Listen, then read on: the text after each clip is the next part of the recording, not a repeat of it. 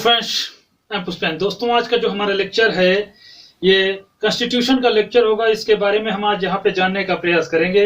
अभी तक जो हम राज्यसभा के बारे में पढ़ रहे थे और राज्यसभा के बारे में उसके पद और शपथ वेतन से जो है रिलेटेड देख लिया था। आज जो हम जानने का यहाँ पे प्रयास करेंगे वो राज्यसभा के सभापति के बारे में जानेंगे। राज्यसभा के सभापति के बारे में क्या क्या एग्जाम में क्वेश्चन पूछे जाते हैं, ये जो है यहाँ पे जो हम जानने का प्रयास करेंगे।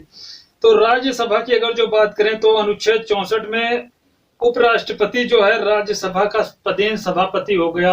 ये भी हम बता चुके हैं आपको उपराष्ट्रपति के बारे में। और सभापति के और राज्यसभा का सदस्य नहीं होता है, मतलब जो सभापति होता है वो राज्यसभा का सदस्य नहीं होता है। ये जो एक प्रकार से राष्ट्रपति ही इसको जो एक प्रकार से उप राष्ट्रपति नियुक्त करते हैं, उपराष्ट्रपति। तो उपराष्ट्रपति जो होता है यही जाकर के राज्यसभा का सभापति के रूप में, मतलब सभापति का जो है पद ग्रहण करता है। और राज्यसभा के सभापति रहते हुए ये राज्यसभा के सभापति के रूप में शपथ ग्रहण नहीं करता है, बल्कि उपराष्ट्रपति के रूप में शपथ ग्रहण करता है। ये चीज इंपॉर्टेंट है।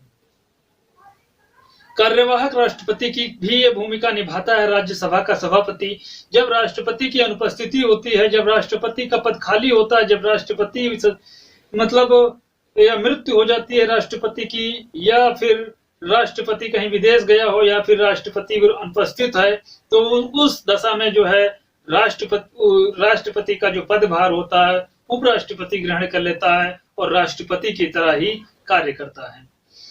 तो जब उपराष्ट्रपति राष्ट्रपति के रूप में कार्य करता है तो राज्यसभा के सभापति के रूप में ये काम नहीं करता। उस समय राज्यसभा के सभापति के रूप में काम नहीं करता है। उसे राज्यसभा का कोई भी वेतन भत्ता नहीं दिया जाता है।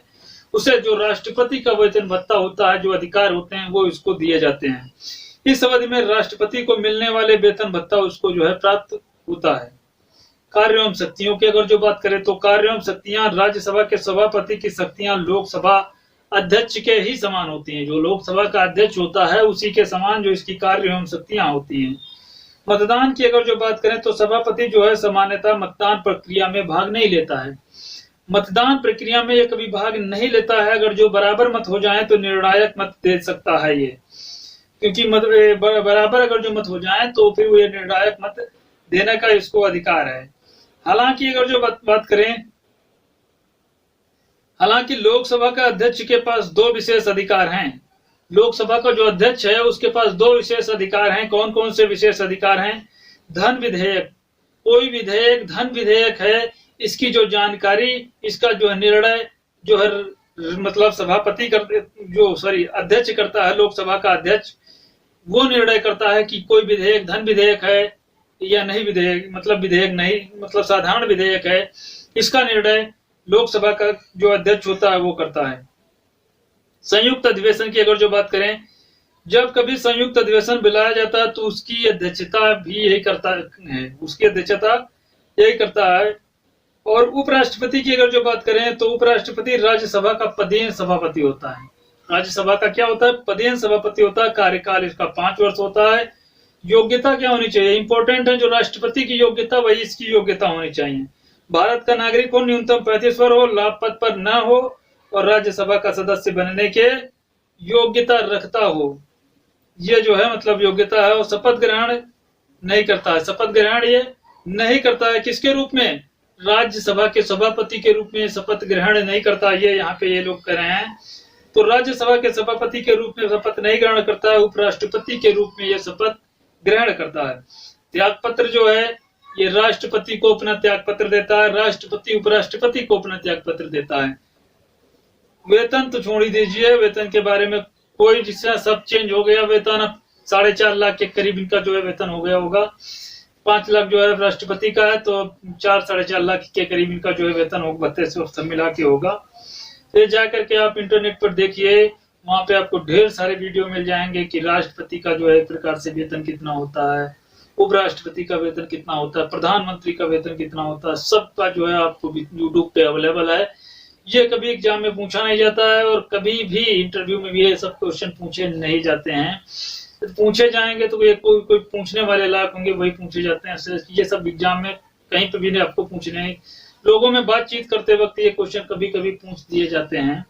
तो इतना जो है आप YouTube पे जा करके सर्च करिए, वहां पे आपको मिल जाएगा। यहाँ पे हम केवल वो पढ़ाएंगे आपको जो आपके एग्जाम में आने की संभावना है। राज्यसभा का जो उपसभापति होता है deputy chairman of Rajya Sabha. Rajya Sabha का जो है अपने सदस्यों के बीच में स्वयं अपना उपसभा चुनती है। राज्यसभा जो है वो स्वयं अपना क्या करती है, उपसभा चुनती, उपसभापति चुनती है। उसकी बात करें तो जब सभापति मतलब कहने का मतलब है सभापति की अध्यक्षता करता है, तो कहने का मतलब है उपसभापति के मतलब साधारण सदस्य की तरह ही ये कार्य करता है, मतलब एक साधारण सदस्य की तरह ही ये कार्य करता है। और कार्यवाहक राष्ट्रपति की अगर जो बात करें, कार्य एवं शक्तियां, कार्यवाहक राष्ट्रपति की कार्यवाहक सभापति की कार्य एवं शक्तियों की अगर जो बात करें तो सभापति का व्यक्तित्व खाली होता है। उपसभापति सभापति के रूप में काम करता है। यदि वह सभापति क्या हो जाए, पद खाली हो जाए, तब उपसभापति जो होता है वो सभापति के रूप में कार्य करता है। और सभापति के अनुपस्थिति में, जब सभापति की अनुपस्थिति हो जाती है, अनुपस्थिति कब हो जाती है, जब वो राष्ट्रपति बन जाता है या फिर वो त्याग पत्र दे दे, तो उसका पद खाली हो जाता है, तो सभापति उपसभापति कार्यवाहक सभापति का काम करने लगता है। तो यहाँ पे कहने का मतलब है, मतदान की बात करें तो उपसभापति सामान्यतः मतदान प्रक्रिया में भाग नहीं लेता है, परंतु मतदान के समय दोनों पक्षों में बराबर मत हो जाए तो ये भी निर्णायक मत दे सकते हैं। मतदान प्रक्रिया में ये भाग नहीं लेते हैं सामान्यतः। निर्वाचन की अगर जो बात करें तो राज्यसभा के सदस्यों द्वारा इनका निर्वाचन होता है। कार्यकाल इनका 6 वर्ष होता है। योग्यता की अगर जो बात करें, भारत का नागरिक हो, न्यूनतम आयु 30 वर्ष हो। उपसभापति की ये बात कर रहे हैं, न्यूनतम आयु 30 वर्ष हो। और यहाँ पे बात कर रहे हैं लाभ के पद पर ना हो और दिवालिया पागल ना हो। ध्यान रखना, ये उपसभापति हैं, इनकी उम्र 30 वर्ष है, लेकिन जो राष्ट्रपति उपराष्ट्रपति उनकी उम्र जो है 35 वर्ष है। ये याद रखना, क्योंकि ये राज्यसभा के जो हैं एक प्रकार से सदस्य हैं, इसलिए इनकी उम्र जो है वो 30 वर्ष न्यूनतम होनी चाहिए। और वो राज्यसभा का सदस्य नहीं होता है उपराष्ट्रपति, इसलिए उसकी उम्र 35 वर्ष रखी गई। राष्ट्रपति के बराबर योग्यता उसकी होनी चाहिए। ये जो है एक सभापति के पद तक ही सीमित रहते हैं। उपराष्ट्रपति जो है वो राष्ट्रपति के पद को भी ग्रहण कर सकता है, इसलिए जो उसकी योग्यता, उसकी जो उम्र रखी गई है वो 35 वर्ष रखी गई है। और ये सभापति के मैक्सिमम राज्यसभा के ही रिलेटेड हैं, तो इनको जो है 30 वर्ष मान लिया गया हो जाए तब भी ये मतलब राज्यसभा के एक प्रकार से सभापति रह सकते हैं, क्योंकि सदस्यों की उम्र उतनी ही रखी गई है और ये एक सदस्य हैं। और दिवालिया पागल और ना हो,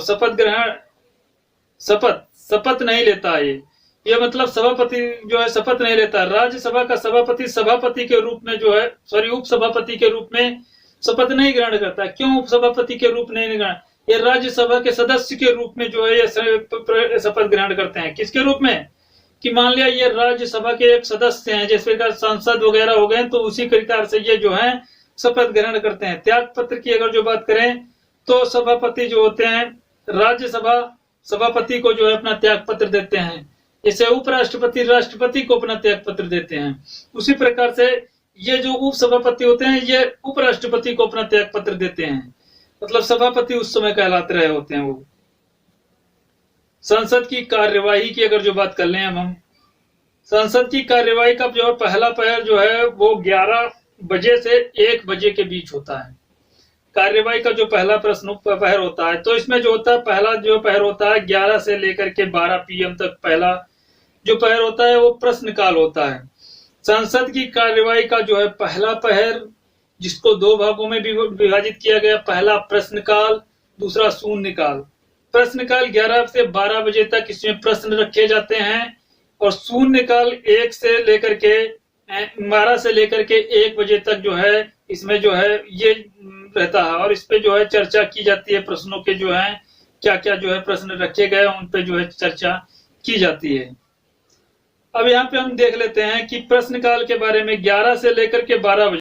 प्रश्नकाल के इस दौरान विधायिका के माध्यम से कार्यपालिका के कार्यों पर जन नियंत्रण स्थापित करने का सबसे उपयुक्त माध्यम संसद की कार्यवाही का पहला घंटा 11 से 12 प्रश्नकाल का कहलाता है।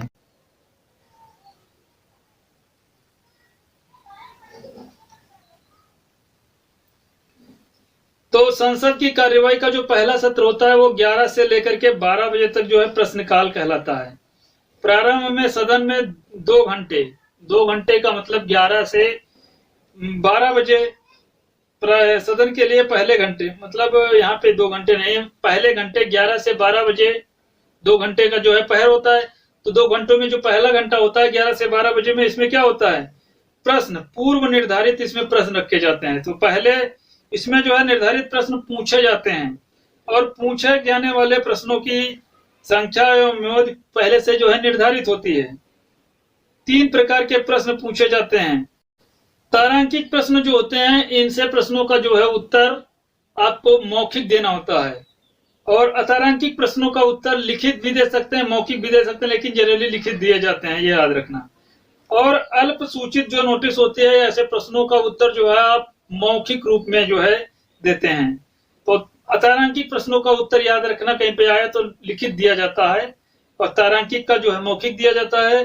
अल्प सूचना नोटिस के आधार पर जो प्रश्न होते हैं उनका जो उत्तर होता है वो मौखिक ही दे सकते हैं, ऐसा कोई बाउंडेशन नहीं है। तो सूचना की बात, मुख्य बिंदु और तारांकिक, अतारांकिक और अल्प सूचना प्रश्न, इन प्रश्नों के अगर जो बात करें तो कहने का मतलब है सूचना 10 दिन पूर्व जो है सूचना देना होता है, अधिकतम 21 दिन। 10 दिन पहले कम से कम, अधिकतम 21 दिन पहले जो है सूचना आपको देना होगा कि ये प्रश्न हम रख रहे हैं भाई तारांकित अतारांकिक के लिए। और इसमें जो है 10 दिन पूर्व सूचना देकर प्रश्न पूछे जाते हैं। कौन कौन से? और इसमें क्या होता है, इसमें भी कम से कम 10 दिन पूर्व जो है प्रकार से 1 मिनट 10 दिन पूर्व प्रश्न पूछे जाते हैं। 10 कम से कम कहने का मतलब है 10 दिन सूचना देकर इसमें भी प्रश्न पूछे जाते हैं। अब उत्तर की मांग जो है क्या होती है, मौखिक उत्तर की जो है मांग कर सकते हैं। इसमें लिखित उत्तर की मांग की जाती है और इसमें जो है मौखिक उत्तर जो है मांगा जाता है। देने का किसी भी तरह दे दीजिए, लेकिन इसमें जो है लिखित दिया जाएगा, इसमें मौखिक देना होता है, इसमें भी मौखिक आप दे सकते हैं, इतना याद रखिए। पूरक प्रश्न इनके बगल में नहीं पूछे जाते हैं कि प्रश्न के पीछे कोई प्रश्न पूछ दिया जाए। भाई इसके बीच में हम बता रहे हैं यहाँ पे गंगा नदी जो है हिमालय से निकलती है, कोई बच्चा खड़ा हो गया पूछ ले भाई गंगा नदी जो है हिमालय के किस स्थान से निकलती है, ये पूरक प्रश्न हो जाए। इस तरह के जो प्रश्न होते हैं ये जो है तारांकिक प्रश्नों में नहीं पूछे जाते हैं। तारांकिक प्रश्नों में जो है पूछे जाते हैं, अतारांकिक प्रश्नों में ये नहीं पूछे जाते हैं। जो अतारांकिक प्रश्न होते हैं इनमें नहीं पूछे जाते हैं, और जो एक प्रकार से मौखिक उत्तर दे रहे होते हैं, अल्प सूचित जो प्रश्न होते हैं, इन पर जो है बात अगर जो कोई कर रहा है तो ये इन पे जो है चर्चा उठा सकते हैं कि भाई ये हमारे साथ हो सकता है। ये आप कोई मतलब प्रोजेक्ट चल रहा है तो जैसे प्लांट लगा रहे हैं तो इससे जो है इसके फायदे हो सकते हैं या नुकसान हो सकते हैं, ये ऐसा आप क्वेश्चन जो है कर सकते हैं। इस पर जो ये अल्प सूचित जो प्रश्न होते हैं, अल्प सूचना प्रश्न, इन पर जो है कर सकते हैं आप चर्चा। पूछे जाने वाले प्रश्नों की संख्या, इनकी संख्या निर्धारित होती है और लोकसभा के अध्यक्ष और राज्यसभा के सभापति में, राज्यसभा के में सभापति, यह एक प्रकार से इनका ये निर्धारण करते हैं। लोकसभा का जो है लोकसभा में अध्यक्ष, लोकसभा का अध्यक्ष, और राज्यसभा में राज्यसभा का जो सभापति होता है वो जो है प्रश्नों की संख्या को क्या करता है, निर्धारित करता है। और इसके जो प्रश्न होते हैं अल्प सूचित वाले प्रश्न, इनकी संख्या कोई निर्धारित नहीं होता, भाई पूछते जाओ जितने मर्जी हो, चाहे पूछते जाओ जब तक टाइम ना खत्म हो सकता है। इसमें ये होता है पूछते गए टाइम ही खत्म हो जाता है, दूसरा प्रश्न ही नहीं आएगा। बजट ऐसे पेश हो जाता है, कई कुछ चीजें ऐसे ही पास हो जाती हैं बिना उन पे चर्चा किए। शून्यकाल की अगर जो बात करें तो 12 से 1 20 बजे तक जो है शून्यकाल होता है। विधायिका के माध्यम से कार्यपालिका के प्रश्नों पर जन नियंत्रण स्थापित करने के लिए सबसे उपयुक्त माध्यम पूर्व निर्धारित जो प्रश्नों की संख्या शून्य होती है, पूर्व निर्धारित प्रश्नों की संख्या शून्य होती है, इसलिए यह शून्यकाल इसको बोला जाता है। पहले से इसमें कोई प्रश्न जो है निर्धारित नहीं किए जाते हैं। शून्यकाल का संविधान में उल्लेख नहीं है, मूल संविधान में उल्लेख नहीं है। 1963 में प्रेस द्वारा नामकरण इसका किया गया था, प्रेस के द्वारा इसका नामकरण किया गया। प्रारंभ में 12 से 12:30 बजे 12:20 तक जो है इसको रखा गया था, 20 मिनट के टाइम में। और प्रश्न जो है पूर्व निर्धारित प्रश्न नहीं थे, पहले जो है प्रश्न जो है निर्धारित नहीं होते थे। अविलंब अविलंबी और लोक महत्व के मुद्दे और किसी भी प्रश्न किसी भी विषय पर इसमें जो है प्रश्न पूछे जा सकते हैं, चर्चा की जा सकती है, ऐसा आप समझ लीजिए इसमें। और कौन से प्रश्न पूछे जाएंगे इसकी अनुमति जो है सदन का जो है अध्यक्ष देता है। इसकी जो अनुमति होता है कौन देता है? सदस्य, सदन का जो है अध्यक्ष वो अनुमति देता है। और जिस सदन में शून्यकाल चल रहा होता है, जो सदन होता है जिसमें शून्यकाल चल रहा होता है, उसे सदन के अध्यक्ष द्वारा अध्यक्ष के द्वारा जो है बदला जा सकता है। जो अध्यक्ष होता है उसके द्वारा उसको जो है बदला जा सकता है शून्यकाल को। लोकसभा में लोकसभा का अध्यक्ष और राज्यसभा में राज्यसभा का जो है सभापति के द्वारा ये काम किया जा सकता है। प्रश्नकाल और शून्यकाल में अंतर क्या है, ये भी आपके सामने एक मुद्दा उठता है, भाई प्रश्नकाल क्या होता है, शून्यकाल होता है।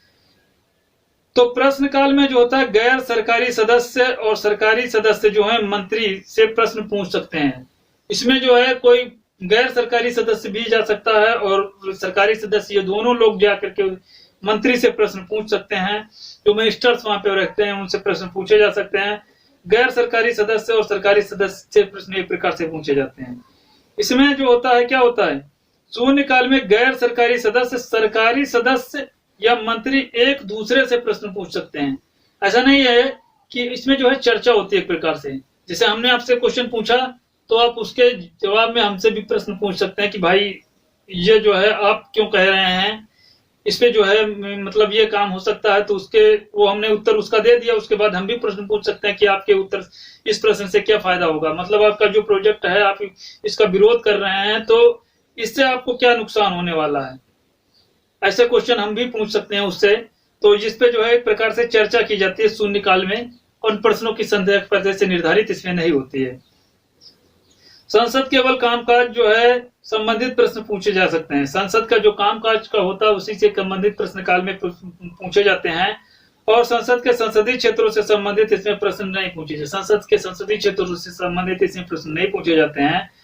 संसद अपने संसदीय क्षेत्र से संबंधित इसमें प्रश्न पूछ सकते हैं। अपने संसदीय क्षेत्र से इसमें संबंधित कोई भी प्रश्न हो सकता है। कोई भी मतलब क्राइसिस आ गया उनके पर तो उसके जो है ये उससे रिलेटेड यहाँ पे प्रश्न पूछे जा सकते हैं। और यहाँ पे अगर जो हम बात करें एक दिन में पूछे जाने वाले प्रश्नों की संख्या, क्रम, अवधि और तारीख का निर्धारण सदन का जो है अध्यक्ष करता है। ये इसका जो है निर्णय जो है सदन का अध्यक्ष करता है। और पूर्व निर्धारित इसमें प्रश्न होते ही नहीं है, पहले से कोई प्रश्न निर्धारित नहीं होता है। ये चीज इंपॉर्टेंट है। प्रश्नों की निर्धारित संख्या जो होती है वो शून्य होती है, इसलिए शून्यकाल आप कह लीजिए इसको। अल्पकालीन चर्चा बड़े प्रश्न जो होते हैं इस पर बहस जो होती है 5 से बहस लेकर के 5:30 बजे तक होती है। इस पर बहस जो है आधे घंटे की जाती है। विधायिका के माध्यम से कार्यपालिका के कार्यों पर जन नियंत्रण स्थापित करने के लिए सबसे उपयुक्त माध्यम है। और यहाँ पे प्रारंभ में सोम, बुध और शुक्र अंतिम घंटे में जो है ये प्रश्न पूछे जाते थे। यदि संसद के मंत्री जवाब से संतुष्ट न हो तो लोकसभा अध्यक्ष की पूर्व अनुमति से, मतलब पूर्व अनुमति से जो है प्रकार से अगर जो संतुष्ट नहीं हो तो फिर से जो एक प्रकार से चर्चा उस पर जो है की जा सकती है। संसद की कार्यवाही का दूसरा पहर जो है वो 2 बजे से लेकर के 2:30 बजे से लेकर के 6 बजे तक होता है। और 6 बजे तक होता है। इसमें जो है एक प्रकार से ये पहर भी शामिल हो जाता है। जो अल्प सूचित प्रश्न होते हैं, जो मतलब अल्पकालीन चर्चा होती है वो भी इसी के अंतर्गत शामिल हो जाती है 5 से 5:30 बजे वाले के अंतर्गत। तो प्रस्ताव की बात करें तो ऐसा कोई भी प्रपत्र यहाँ पे कह सकते हैं जिसका उद्देश्य संसद की कार्यवाही को गतिशील बनाए रखना प्रस्ताव कहलाता है। मतलब संसद की कार्यवाही को गतिशील बनाए रखे ऐसे प्रश्न को हम क्या बोलते हैं, प्रस्ताव बोलते हैं। और ऐसा प्रस्ताव जिसका उद्देश्य कानून विधान को बनाना और उसे विधेयक कहते हैं। मतलब ऐसा कोई भी प्रस्ताव पारित किया जाए जिसका उद्देश्य हो कि कानून बनाना है तो उसको हम बोलेंगे विधेयक, वो विधेयक बोल दिया जाएगा। और कोई भी प्रपत्र जो है जिसका उद्देश्य संसद की कार्यवाही को गतिशील करना है, संसद की जो कार्यवाही होती है उसको गतिशील कराए, तो ऐसे प्रश्न जो प्रपत्र होगा उसको प्रस्ताव बोला जाता है। प्रस्ताव जैसे धन्यवाद प्रस्ताव है, निंदा प्रस्ताव है और अविश्वास प्रस्ताव है, विश्वास प्रस्ताव है, स्थगन हो गया, काम रोको प्रस्ताव हो गया, ध्यानाकर्षण प्रस्ताव हो गया, ये सब प्रस्ताव हैं। ये सब क्या है, प्रस्ताव है। और धन्यवाद, इन सभी के बारे में हम देख लेते हैं कि कौन से क्या, किसके बारे में क्या होता है। तो धन्यवाद प्रस्ताव की बात करें, आर्टिकल जो है 87 में धन्यवाद प्रस्ताव की बात की गई है। राष्ट्रपति का विशेष अभिभाषण इसी के अंतर्गत जो है आता है। नई लोकसभा की पहली जो है बैठक के पहले दिन जो है होती है और 100 दिन जो है का एजेंडा होता है। सरकार द्वारा 100 दिनों में किए जाने वाले कार्यों को जो है इसमें बताता है। पुरानी लोकसभा जो नए वर्ष के पहले सत्र में जो है पहले दिन इसकी जो है बैठक होती है। बैठक पहले दिन होती है और सरकार के 100 दिन में किए गए कार्यों की उपलब्धियों का गुणगान को ये जो है बताता है। राष्ट्रपति का जो विशेष अभिभाषण होता है, जो भाषण होता है, मंत्रिमंडल द्वारा तैयार किया जाता है। और राष्ट्रपति का विशेष अभिभाषण के बाद जो है मंत्रिमंडल जो है वो धन्यवाद प्रस्ताव लाया जाता है। जब विशेष राष्ट्रपति का जो भाषण होता है, अभिभाषण विशेष, उसके बाद जो तुरंत धन्यवाद प्रस्ताव लाया जाता है मंत्रियों द्वारा। और धन्यवाद प्रस्ताव पारित न हो, जब धन्यवाद पारित नहीं होता है तो निंदा प्रस्ताव का आधार जो है बनाया जाता है। जब धन्यवाद प्रस्ताव नहीं पारित होता तो निंदा प्रस्ताव को आधार बनाया जाता है। अब निंदा प्रस्ताव और विश्वास प्रस्ताव और विश्वास प्रस्ताव के बारे में यहाँ पे हम कुछ जान लेते हैं। मुख्य बिंदु इधर है, निंदा प्रस्ताव है, विश्वास प्रस्ताव है, ये विश्वास प्रस्ताव है। क्या क्या उद्देश्य हैं? सरकार की निंदा करने के लिए ये लाया जाता है निंदा प्रस्ताव। और यहाँ पे अविश्वास प्रस्ताव है, बहुमत की जांच करने के लिए लाया जाता है अविश्वास प्रस्ताव। विश्वास प्रस्ताव बहुमत सिद्ध करने के लिए लाया जाता है विश्वास प्रस्ताव। अब कहने का मतलब है किसके द्वारा लाया जाता है? विपक्ष के द्वारा निंदा प्रस्ताव, विपक्ष के द्वारा विश्वास प्रस्ताव, सत्ता पक्ष के द्वारा विश्वास प्रस्ताव लाया जाता है। इंपॉर्टेंट क्वेश्चन है, विश्वास प्रस्ताव सत्ता पक्ष के द्वारा लाया जाता है। किसके विरुद्ध जो है प्रस्ताव कौन कौन है उसकी बात करें तो किसी एक मंत्री या संपूर्ण मंत्रिमंडल के विरुद्ध जो है प्रस्ताव लाया जाता है निंदा प्रस्ताव। संपूर्ण मंत्रिमंडल के विरुद्ध भी ये लाया जाता है और ये किसी के मतलब एक प्रकार से संपूर्ण मंत्रिमंडल के नहीं, किसी एक के मान सकते हैं, किसी के विपक्ष में लाया जा सकता है। अगला जो है कारण है निंदा प्रस्ताव का कारण बताना जो है आवश्यक है। इसका कारण बताना आवश्यक है, इसका कारण बताना आवश्यक नहीं है। आवश्यक नहीं है, इसके लिए कोई भी फैसिलिटी नहीं है ऐसी। निंदा प्रस्ताव लाने के लिए 50 सदस्यों का समर्थन होना जरूरी है। अविश्वास प्रस्ताव के लिए 20-50 सदस्यों के ओर होना जरूरी है। इसके लिए कोई भी सदस्य जरूरी नहीं है, कोई भी ला सकता है। 1, 2, 3, 4 कुछ भी हो, सब मान्य है। यह प्रस्ताव लोकसभा राज्यसभा में लाया जाता है और जो अविश्वास प्रस्ताव है लोकसभा में लाया जाता है। अविश्वास प्रस्ताव ये भी लोकसभा में ही लाया जाता है।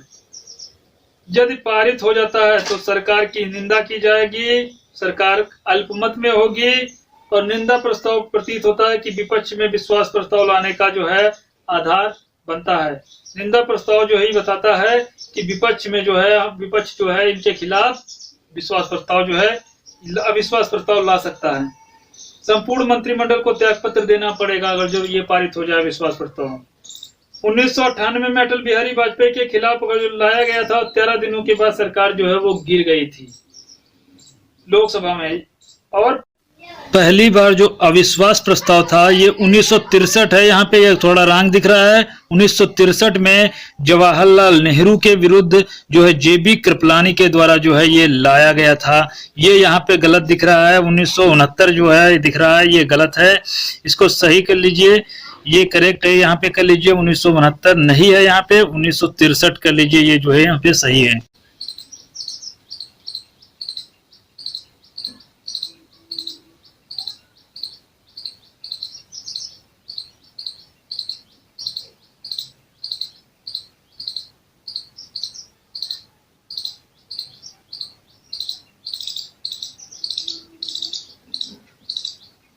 इससे जो है विश्वास प्रस्ताव से जो है सरकार बच जाती है। विश्वास प्रस्ताव पारित हो जाए तो सरकार जो है बच जाती है।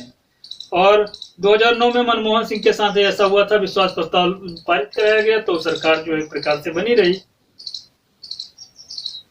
उसके बाद में स्थगन प्रस्ताव, ध्यानाकर्षण प्रस्ताव, ये 2 प्रस्ताव और भी हैं, इनके बारे में बात कर लेते हैं। स्थगन या काम रोको प्रस्ताव, ध्यानाकर्षण प्रस्ताव। तो इसमें काम रोको मतलब कार्यवाही कोई चीज हो रही होती है तो उसको रोक दी जाती है, उसमें देर कर दी जाती है, ये जो है प्रस्ताव होता है।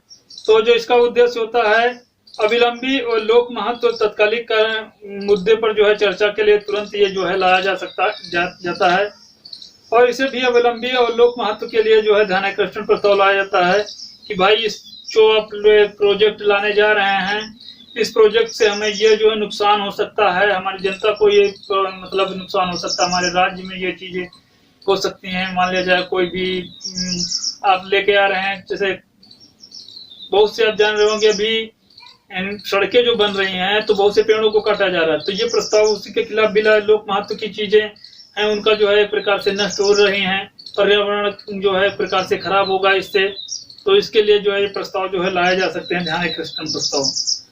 और 50 सदस्यों का समर्थन होना जरूरी है, इसके लिए कोई भी समर्थन की जरूरत नहीं है। दूसरा जो प्रस्ताव है हमारा ध्यानाकर्षण प्रस्ताव, इसके लिए कोई मतलब सदस्यों की मंजूरी होना जरूरी नहीं, केवल ध्यान आकर्षित करता है कि भाई हाँ यह चीज है, तो इस पे जो है मतलब चर्चा होती है, उसके बाद जो है मतलब पास हो जाता है। तो कोई काम जैसे चल रहा होता है तो उस पर जो है उसे जो है किसी प्रकार से जो है कम करने की कोशिश किया जाता है, तो ये ध्यानाकर्षण की हाँ इस पे जो है मतलब ये प्रोजेक्ट आप बना रहे हैं तो इसके कारण से ये जो है नुकसान हो सकते हैं, ये ध्यानाकर्षण प्रस्ताव जो बताता है। चर्चा कब की होती है? उसी दिन चर्चा होती है इसमें, और संसद की कार्यवाही को रोककर तुरंत चर्चा उसी दिन इस पर की जा सकती है और कभी भी इसकी चर्चा की जा सकती है। चर्चा कभी भी हो सकती है, इसका निर्धारण अध्यक्ष करता है। इसका निर्धारण जिस मतलब जहाँ पे जिसमें लाया जाएगा लोकसभा राज्यसभा में, उसका जो है अध्यक्ष एक प्रकार से सभापति या उप अध्यक्ष करता है। और अगर जो बात करें तो अवधि की न्यूनतम अवधि जो है इसकी 2.5 घंटे होती है। जो पहला प्रस्ताव स्थगन प्रस्ताव 2.5 घंटे होती है और चर्चा तब तक चलती है जब तक कोई निर्णय न हो जाए, तब तक इस पर जो है चर्चा चलती रहती है। इसके लिए कोई टाइम वगैरह निर्धारित बाउंडेशन नहीं है। लोकसभा राज्यसभा में दोनों में लाया जा सकता है, ये लोकसभा राज्यसभा दोनों में ये भी लाया जा सकता है, ऐसा कोई वो नहीं है, लोकसभा राज्यसभा दोनों में लाया जा सकता है। अनुमति की बात करें तो अध्यक्ष की अनुमति से लाया जाता है, अध्यक्ष की अनुमति से इसको भी लाया जाता है। विशेष तत्कालिक मुद्दा जो है न्यायालय में निर्धारित स्थगन प्रस्ताव नहीं है, स्थगन प्रस्ताव नहीं है। काला धन का जैसे मुद्दा है यह न्यायालय में विचाराधीन है। ये जो है प्रकार से जो तत्कालिक मुद्दा है जो स्थगन प्रस्ताव जिसपे स्थगन प्रस्ताव में नहीं लाया गया जाता है, जैसे काला धन वाला मुद्दा ये है, ये भी स्थगन प्रस्ताव के अंतर्गत नहीं लाया जाता है, ये न्यायालय में जो है विचाराधीन है। भूतकाल के मुद्दे भी लाए जा सकते हैं, जो मतलब बीत चुके हैं वो भी मुद्दे इसमें रखे जा सकते हैं, जैसे जम्मू कश्मीर में बाढ़ पीड़ित लोगों का मुद्दा हो सकता है। इस तरह के जो है प्रकार से प्रस्ताव लाए जा सकते हैं जो बीत चुके हैं। विधेयक बिल क्या होता है? विधेयक कैसे होते हैं? जैसे धन विधेयक हो गया, वित्त विधेयक हो गया, संविधान संशोधन विधेयक हो गया, साधारण विधेयक हो गया।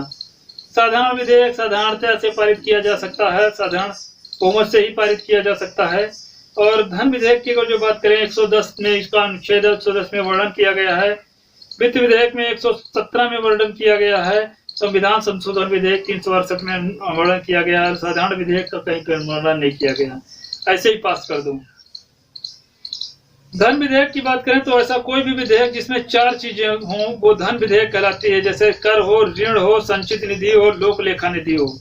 कर लेने संबंधी प्रावधान और ऋण लेने या देने संबंधी प्रावधान, संचित निधि से धन निकालने संबंधी कोई प्रावधान है और लोक लेखा निधि से धन निकालने संबंधी कोई प्रावधान है तो वो धन विधेयक कहा जाएगा।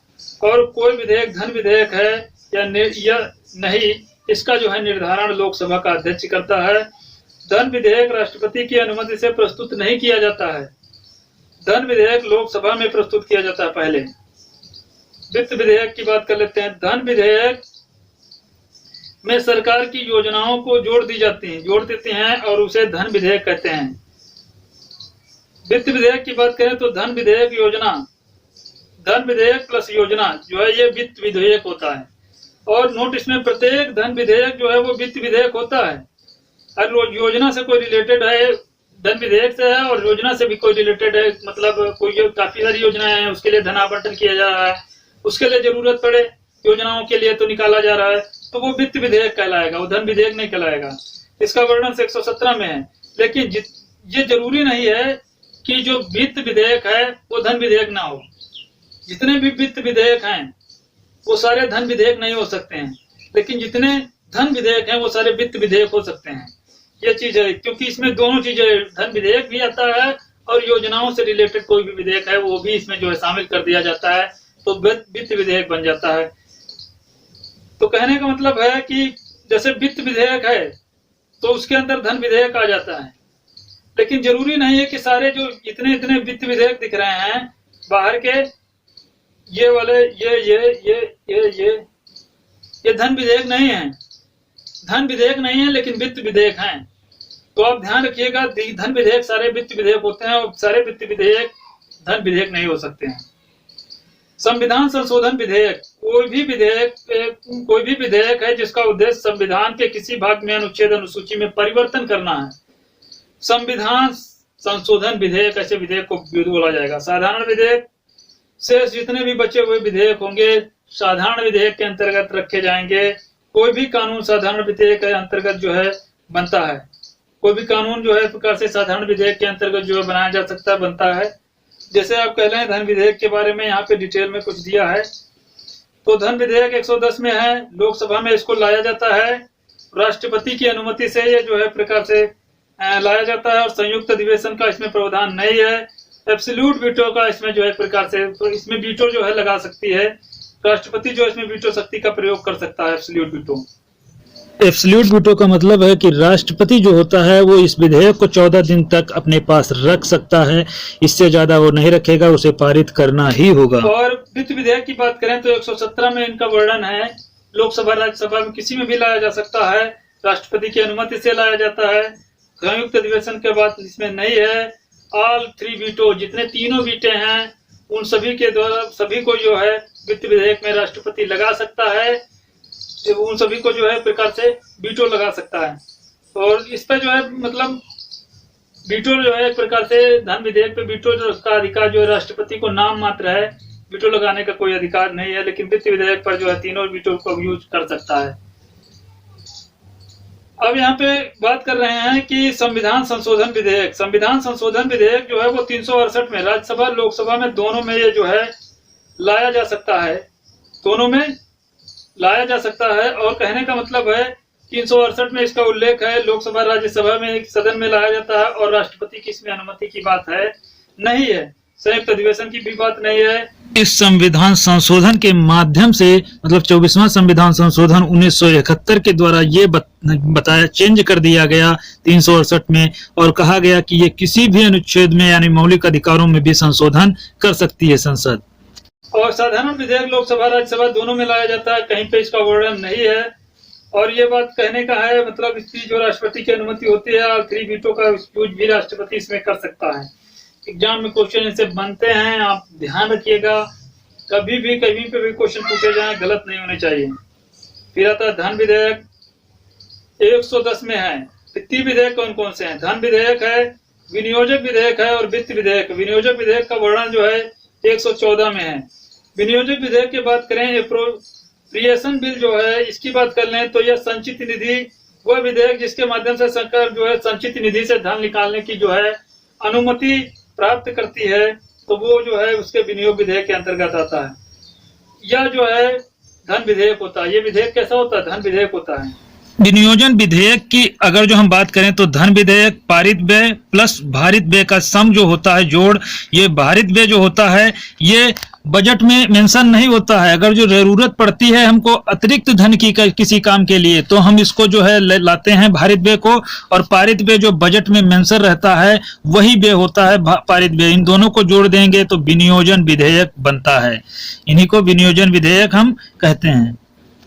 117 में जो है वित्त विधेयक की बात की गई है। अनुच्छेद 117 में वित्त विधेयक फाइनेंस बिल की बात की गई है। कर, यह विधेयक जिसके सरकार की प्राप्तियों के अर्थात कर प्रस्ताव शामिल है इसमें, अर्थात धन वसूलने की जो है इसमें अनुमति है, आय प्राप्त करने के संसद के समक्ष रखते हैं, और ये जो है धन विधेयक होता है। ये कैसा विधेयक होता है? धन विधेयक होता है। अगला जो है बजट की बात 112 में की गई है, इसके बारे में कुछ कर लेते हैं। बजट के प्रकार, कार्य निष्पादन बजट जो है, बजट वर्ष जो है 1 अप्रैल से 31 मार्च तक होता है, और रिजर्व बैंक ऑफ इंडिया का बजट वर्ष जो है 1 जुलाई से 30 जून है। बजट निर्माण की बताएं, वित्त मंत्रालय द्वारा जो है प्रकार से बजट का निर्माण होता है। बजट प्रस्तुतिकरण फरवरी के अंतिम माह में जो है कार्य दिवस जो है, और बजट का निर्माण करता है वित्त मंत्री। बजट का निर्माण कौन करता है? वित्त मंत्री या वित्त मंत्रालय करता है। और बजट लीक होने से इस्तीफा देगा कौन? वित्त मंत्री इस्तीफा दे देगा। अगर जो बजट लीक हो जाए, बजट की सूचना जो है बाहर चली जाए जो इसमें रखा गया है, तो वित्त मंत्री को इस्तीफा देना पड़ जाएगा। भारत का जो है बजट का इतिहास की बात करें तो 1773 ईस्वी में रॉबर्ट बलाफोर्ड ने ब्रिटेन में जो है विश्व में पहली बार जो है बजट का एक प्रकार से बात किए थे। तो भारत में बजट के इतिहास की यहाँ पे 1773 का जो रेगुलेटिंग एक्ट था, रॉबर्ट बलाफोर्ड जो है ब्रिटेन में विश्व में पहली बार बजट शब्द का इन्होंने प्रयोग किया था।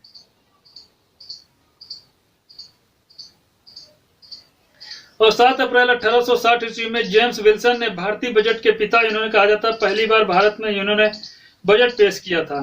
1860 ईस्वी में इन्होंने पहली बार बजट पेश किया था। और रॉबर्ट बलाफोर्ड जो है ब्रिटेन के थे, विश्व में पहली बार इन्होंने बजट शब्द का जो है 1773 में प्रयोग किया था। और 7 अप्रैल 1860 ईस्वी को जेम्स विल्सन जो थे वो भारतीय बजट के, इनको जो प्रकार से क्या कहा जाते हैं, भारतीय बजट के ये जो है पिता एक प्रकार से कहा गया इनको। और भारत में पहली बार जो है बजट इन्हीं के द्वारा पेश हुआ था। और 26 नवंबर 1947 ईस्वी को सटमुखम सेट्टी जो थे ये वित्त मंत्री हुए और भारत का जो है पहला इन्होंने बजट रखा। उसके बाद 28 फरवरी 1950 ईस्वी को जॉन मथाई जो है वित्त मंत्री हुए और गणतंत्र भारत का इन्होंने पहला बजट प्रस्तुत किया।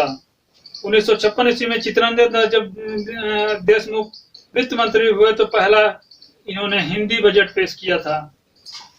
1999 में संत सिन्हा जब वित्त मंत्री बने तो बजट 11 बजे करने की जो है परंपरा, इसे जो है शाम को, इससे पहले जो है शाम को 5:30 बजे प्रस्तुत की जाती थी, इन्होंने परंपरा स्टार्ट कर दी। तो बजट 11 बजे प्रस्तुत करने की इन्होंने परंपरा स्टार्ट की। इसके बाद 21 सितंबर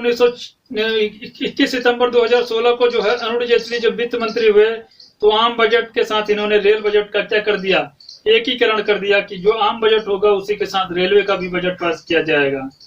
1 फरवरी 2017 को अरुण जेटली वित्त मंत्री संयुक्त बजट इन्होंने भी पेश किया। इसके बाद भारत 1919 में जो है भारत शासन अधिनियम था 1919, इसके बारे में कुछ चर्चा कर लेते हैं। 1919 में एलवर्थ समिति का गठन किया गया था। रेलवे की सुरक्षा के लिए एलवर्थ समिति का जो है गठन किया गया था। 1921 में एलवर्थ समिति ने जो है अपनी रिपोर्ट सौंपी थी। उसके बाद सिफारिश की थी रेलवे के आम बजट से अलग करने की, किए जाने की जो है, मतलब रेलवे को जो बजट था उसको आम बजट से अलग करने की सिफारिश की थी। और 1924 में रेलवे बजट को आम बजट से अलग कर दिया गया था। बजट के 4 चरण होते हैं। पहले जो बजट प्रस्तुत किया जाता है, बजट के कुल 5 चरण होते हैं। पहले जो है बजट को प्रस्तुत किया जाता है, फिर उस पर चर्चा की जाती है कि भाई ये बजट में हम प्रश्न रख रहे हैं, ये सही है कि नहीं है, ये होता है। फिर अनुदानों और मांगों पर मतदान किया जाता है, विनियोग विधेयक लाया जाता है और फिर वित्त विधेयक लाया जाता है, तो बजट फिर पास होता है। बजट पर जो है वित्त विधेयक होता है। बजट जो होता है वो क्या होता है, एक वित्त विधेयक होता है। और बजट में पूरा होने में जो है कुल 75 दिन का समय लगता है। और बजट जो है फरवरी माह के अंतिम सप्ताह में अंतिम कार्य दिवस पे जो है प्रकार से लाने की जो बात की गई थी, अब जो है प्रकार से कहने का मतलब है ये फरवरी माह के शुरुआत में ही पेश कर दिया जाता है। पहले फरवरी माह के लास्ट में था, अब तो 2 फरवरी को जो है जनरली बजट जो है पेश कर दिया जाता है। पहला बजट का जो है प्रस्तुतिकरण, बजट को जब भी पेश किया जाता है तो वह धन विधेयक होता है। वो क्या सा विधेयक होता है? धन विधेयक। इंपॉर्टेंट है क्वेश्चन, कभी कभी एग्जाम में पूछे जाते हैं, याद रखना। इसीलिए बजट को केवल लोकसभा में ही प्रस्तुत किया जाता है। जो बजट होता है वो केवल लोकसभा में ही प्रस्तुत किया जाता है। दूसरा चरण प्रस्तुत किया जाता है बजट की। अगर जो बात करें, बजट पर चर्चा होती है लेकिन मतदान नहीं होता। पहले चर्चा होती है लेकिन मतदान नहीं होता है।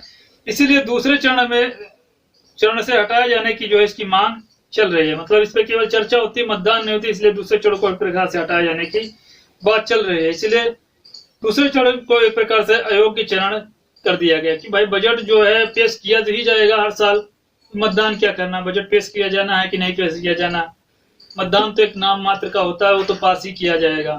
तो ये जो है हटाए जाने की चर्चा की जा रही है। तीसरा चरण जो होता है अनुदान और मांग होता है। इसी एक प्रकार से प्रस्ताव के सारे चरण लाए जाते हैं, मतलब तीसरा चरण इसी प्रकार से लाए जाते हैं, जैसे सारे प्रस्ताव लाए जाते हैं और सारे विभाग अपने एक वर्ष के खर्चों की जो है इसमें क्या करते हैं, अपनी मांग करते हैं। तो कौन कौन से जो है कटौती प्रस्ताव रखे गए हैं, जैसे पी कटौती, नीतिगत कटौती 1 रुपया किया जाता है, नीतिगत कटौती 1 रुपये की कटौती कर लो।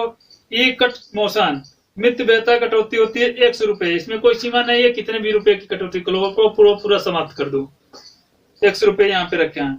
टी यहाँ टोकन कट मोशन जो होता है सांकेतिक कटौती होती है, अधिकतम 100 रुपये की एक प्रकार से कटौती कर दो। तीसरे चरण में जो है पारित व्यय पास हो जाता है। तीसरा चरण जो होता है वो कहने का मतलब है विनियोग विधेयक होता है। विनियोग विधेयक जो होता है उसमें जो एक प्रकार से 114 में जो है इसका वर्णन है। इसमें जो है पारित व्यय में जो है भारित व्यय जोड़ देने पर विनियोग विधेयक बन जाता है। जितना व्यय पारित होता है, मतलब बिल पारित होता है कि इतने का हमको रुपए चाहिए, उसमें जो है भारित व्यय जोड़ दिया जाएगा तो क्या बन जाएगा, विनियोग विधेयक।